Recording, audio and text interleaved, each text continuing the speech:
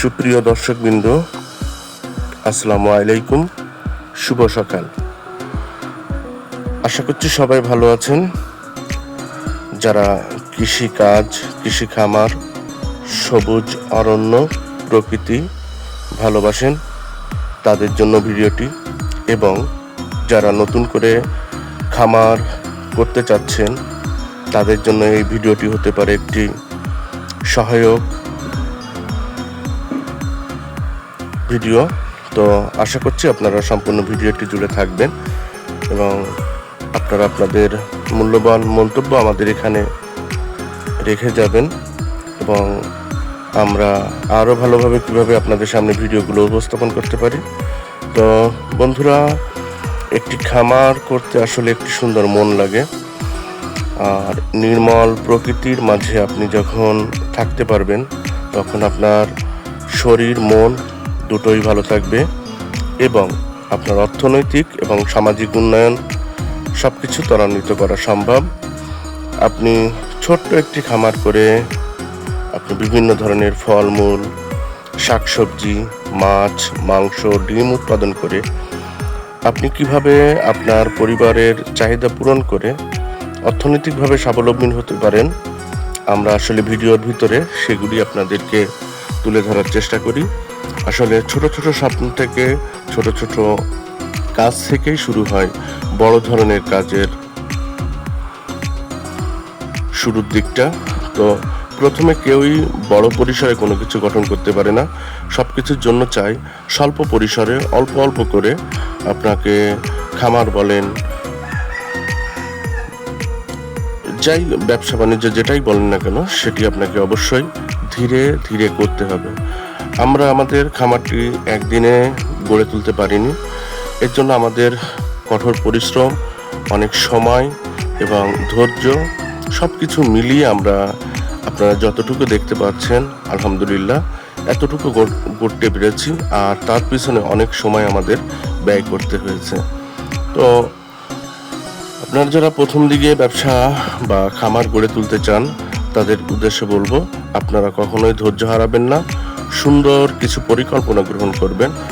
প্রথমে মনে করেন আপনাদের কতটুকু জায়গা আছে, আপনার যতটুকু জায়গা আছে ঠিক ওই জায়গাটুকুকে শতভাগ সাফল্যমণ্ডিত করতে আপনি সুন্দর একটি পরিকল্পনা সাজাবেন। অর্থাৎ আপনার একটি খামার যখন আপনি গড়ে তুলবেন তখন সবসময় আপনার চেষ্টা থাকবে সেই খামারটিকে কিভাবে সুন্দর একটি খামারে রূপান্তর করা যায়। অর্থাৎ আপনাকে এমনভাবে পরিকল্পনা করতে হবে, আপনার খামারটিকে এমনভাবে সাজাতে হবে যে খামারের ভিতরে গেলে আপনার মন নিঃসন্দেহে ভালো হয়ে যাবে। আপনি একটা দুইটা করে গাছ লাগান, ফলের গাছ, সবজির গাছ, যাই লাগান না কেন সেটি অবশ্যই সুন্দরভাবে আপনাকে সারিবদ্ধভাবে আপনাকে রোপণ করতে হবে। আর সেখান থেকে যখন ফল আসা শুরু করবে তখন আপনি বুঝতে পারবেন আপনার মানসিক প্রশান্তিটা আসলে কতটুকু, যেটা কিনা কোনো অর্থে পরিমাপ করা সম্ভব নয়। তো প্রিয় বন্ধুরা, আপনারা ব্যবসা বা খামার করতে গেলে প্রথম দিকে আপনারা কয়েকবার ব্যর্থ হবেন, বারবার ব্যর্থ হবেন, কিন্তু তারপরেও আমার পরামর্শ থাকবে আপনারা কখনো হাল ছেড়ে দিবেন না, এবং সবসময় প্রথম দিকটা বা শুরুর দিকটা আপনারা অল্প অল্প করে করবেন যাতে আপনারা শিখতে পারেন। শেখার পরে আপনারা আপনাদের খামার বড় পরিসরে করবেন, বাণিজ্যিক ভিত্তিতে করবেন, ইনশাআল্লাহ দেখবেন আপনারা আস্তে আস্তে সফল হচ্ছেন।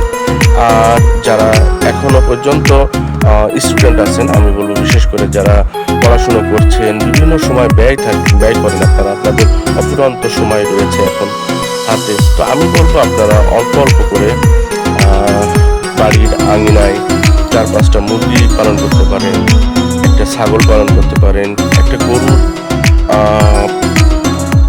পালন করতে পারেন। তাতে করে কি হবে জানেন, আপনাদের ভবিষ্যতে যে আপনারা কর্মজীবনে পদার্পণ করবেন, আসলে সবাই তো লেখাপড়া শেষের পরে চাকরি পাবে না, এটা বাস্তবতা। তো আপনারা তখন আপনাদের যদি কোনো কাজ না থাকে হাতে, তখন আপনারা আস্তে আস্তে একজন উদ্যোক্তা হওয়ার চেষ্টা করবেন, এবং দেখবেন আপনারা ইনশাল্লাহ একটি পর্যায়ে গিয়ে সাফল্য লাভ করছেন। আর তার প্রথম দিকটা এখন যদি আপনারা শুরু করেন তাহলে আপনাদের ভিতরে বেশ কিছু আত্মবিশ্বাস তৈরি হবে। আপনারা বুঝতে পারবেন যে আপনাদের ব্যবসাটি কিভাবে পরিচালনা করতে হবে, আপনাদের খামারটি কিভাবে গড়ে তুলতে হবে, এই ধারণাটি আপনাদের ভিতরে একটা তৈরি হয়ে যাবে। তো আমরা আসলে আমাদের খামারটি সেভাবে গড়ে তোলার চেষ্টা করি। আসলে কতটা পেরেছি বা পারিনি সেটা জানি না, তারপরে আমরা চেষ্টা করি আপনাদের সঙ্গে ভিডিওগুলো শেয়ার করে করে আমরা যেগুলো করে থাকি এই ভিডিওগুলো দেখে যাতে আপনারা অনুপ্রাণিত হন। আমাদের মূল যে উদ্দেশ্য থাকে সেটি হচ্ছে আমরাও ভালো থাকার চেষ্টা করব, সঙ্গে আমার যে অডিয়েন্স আছেন, আমার দেশবাসী আছেন, আমার ভাই বোনেরা আছেন, তারাও কিভাবে আমাদের এই ভিডিওগুলো দেখে আসলে এই জাতীয় কাজ করতে পারে। সত্যি কথা বলতে কি, আমি একজন শিক্ষিত ছেলে হওয়ার পরেও নিজেকে কখনোই এই সমস্ত কাজে জড়িত রাখায় নিজে কখনো ছোট মনে করি না, বরঞ্চ আমি মনে করি আমি একটি স্বাধীন পেশায় আছি, আমি স্বাধীনভাবে আমার উপার্জন করতে পারি। শুধু আমি আমার উপার্জন এখান থেকে করি না, আমার মাধ্যমে আরও 3-4 জন লোকের কর্মসংস্থান হয়। এটি হচ্ছে সবচাইতে বেশি আমাকে অনুপ্রাণিত করে এই ব্যবসার প্রতি বা খামার গড়ে তোলার পিছনে। তো মনে করেন যে আপনি আজ থেকে আমি বলবো যারা বেকার বসে আছেন তারা বেকার বসে না থেকে অল্প পরিসরে দু একটা করে শুরু করুন। দেখবেন একটি সময় যে আমরা যে কথাগুলো এখন বলছি সেই কথাগুলো বাস্তবে কাজে লাগবে এবং আপনারা একটি বড় খামারের বা বড় একজন উদ্যোক্তা হিসেবে আপনাদের নিজেদের প্রমাণ করতে পারবেন। তো বন্ধুরা, সবসময় একটি কথা আবারও বলি, মনে রাখবেন যে শুরুর দিকটা আসলে মোটেই সহজ নয়, শুরুর দিকটা একটু কঠিন থাকে। কারণ কি, আপনি যেহেতু কিছু জানেন না সেহেতু আপনাকে শুরুর দিকটা হয়তো বা একটু ক্ষতির সম্মুখীন হতে পারেন।